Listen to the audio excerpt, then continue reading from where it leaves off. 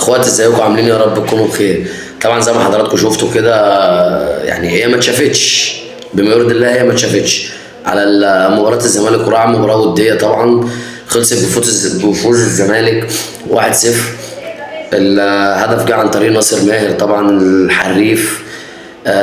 لعيب كوره زمالك كتاب ناصر ده، بس الغزال لو ربنا كرمه وثبت اقدامه وفضل على المستوى اللي كان بيه النهارده هيفرق كتير قوي. طبعا هو 1-0 النتيجه مش اللي هي، بس اللعيبه كلها لسه جديده بتلعب جديده مع بعضيها. يعني الظهور الاول النهارده لشيكو بنزا في مباراه زي كده، وقدر ان هو يجيب جون ويتلغي بتاع التسلل، فاللهم لك الحمد طبعا على الفوز. انا بما يرضي الله وحشني الزمالك أوي قسما بالله.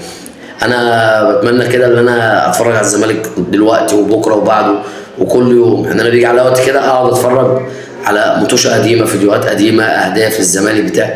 فربنا يكرمنا يا رب كده ونقدر ننجح في اللي جاي ونشوف الزمالك في احسن حاله ان شاء الله. شكرا.